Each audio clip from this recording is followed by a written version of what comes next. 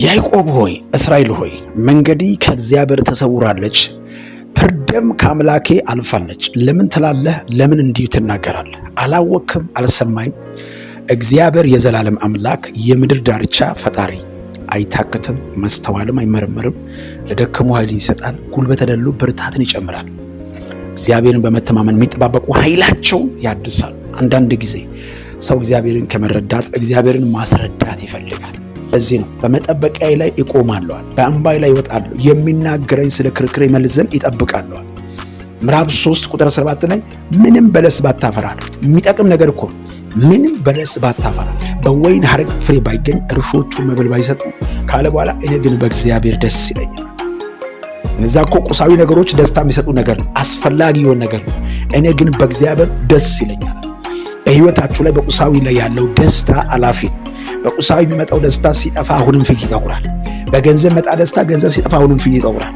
እናንተ እግዚአብሔርን በተለያዩ ጥቅማ ጥቅም እግዚአብሔር እንዳላታስቡ። እግዚአብሔር አምላክ ከዛ ይበላል። ለዚህ ነው መጽሐፍ ቅዱስ በማቴዎስ ወንጌል ምዕራፍ 6 ላይ ወደ 25 አካባቢ ላይ የሰማይ ወፎችን ተመልክቷል። አይዘሩም፣ አያጭዱም፣ በጎተራ አይከትም፣ የሰማይ አባታችሁ ወይ እናንተ አባታችሁ ይመግባችኋል። እናንተ እምነት ይጎደላችኋል። ነፍስ ከመብል አይበልጥም፣ ሰውነት ከልብስ አይበልጥም አለ። ሰውነት የሰጠ ልብስ ያሳጣል? አያሳጣል። ነፍስ ከሰጠ መብል ያሳጣል።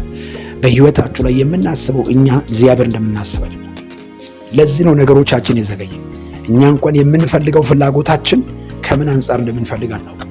አንዳንድ ሰው ለፉክክር ይፈልጋል። እግዚአብሔር የሐናን ማኅፀን ዘግቷት ነበር ይላል። እግዚአብሔር ከፋቹ ብቻ ሳይሆን የሚዘጋም ነው። የሐናን ማኅፀን ዘግቷት ነበር። ጣዕምቷ ስታበሳጭ፣ ሐና ስታለቅስ ጸጥ ብሏል እግዚአብሔር። ሐና ጸሎቱን ስታስተካከል ማኅፀኗን ከፈተላት። ሐና ጣዕምቷን ስታስቆጣ የሚጸልየው ጸሎት እንዲሁም የዛኔ የነበረው ጸሎት ምን ይሁን አላውቅም፣ ግን ሐና ሲጸልይ እንደዚህ ያለች፣ የባሪያን መዋረድን ተመልክተ ለእኔ ብትሰጠኝ፣ ይህ ማለት ብትሰጠኝ ባሰጠኝ፣ ለእኔ ወንድ ልጅ ብትሰጠኝ ይህን ሁሉ ላንተ እሰጣለሁ። እግዚአብሔር ማኅፀኗን ከፈተላት። በእግዚአብሔር ጋር ተስማምቶ እግዚአብሔር በመስጠት ብቻ ልክ አድርገን መቀበል ጥሩ አይደለም። እንደነ ሲድራቅ ማመን አለብን። ሲድራቅ ምስራቅ ናቡከደነፆር እንደዚህ አላቸው፣ ይኸው ከእጄ የሚያድናችሁ ማንም አይችልም፣ እሳቱ ይነዳል፣ ምን ትላላችሁ አለና በፊታቸው ሊነድቅ ባለው እሳት ላይ 7 እጥፍ ጨመረ። ሲድራቅና ምስራቅ የምናመልከው አምላክ ያድናል፣ ባድነም ግን ላቆመው ለወርቅ ምስል አንሰግድም፣ ሐሳብን አንቀይርም አለ። ሕይወታችሁ ላይ በጥቅማ ጥቅም እግዚአብሔር እንዳለ የምታስቡ ሰዎች በጎደለው ጊዜ እግዚአብሔርን ጥላችሁ እንዳትሄዱ። ሕይወታችሁ መሰራት አለበት። እግዚአብሔር በቁስና ባለው ነገር መቀበል ጥሩ አይደለም። እግዚአብሔር ከዛ በላይ ነው። እግዚአብሔር ከዛ በላይ ነው። ለዚህ ነው የብዙዎቻችሁ ጥያቄ የሚዘገየው። እግዚአብሔር የምናየው እግዚአብሔር የምናስበው በቁስ እግዚአብሔርን እንቀበላለን። ቁሳዊ በሆነበት በሚጠፋው ምድራዊ በሆነበት ላይ እግዚአብሔር እናያለን። እግዚአብሔር ከዛ በላይ ነው። እግዚአብሔር ያ ይሰጥ ማለት ነው። አስቀድማችሁ ጽድቁና መንግስቱን ፈልጉ፣ ሌላ ሁሉ ይጨመራል። በመንፈስ ዓለም እግዚአብሔር ሁሉ ነገር አስቀምጧል። በእምነት መጥራት ያንተ ድርሻ ነው። ስለዚህ ወዳጆቼ አንድ ነገር ከዚህ እንደተማራችሁ አምናለሁ።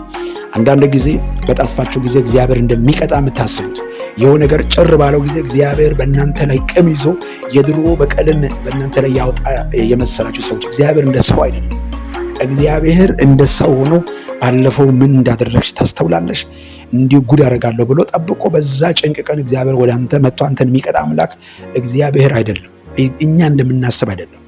መጽሐፉ እንደሚል ሰው የዘራውን ያንን ያጭዳል የሚለው ትክክል ማድረግ ያንተ ድርሻ። ለምን እንደ እግዚአብሔር ቃል መሄድ ግዴታ አለብን።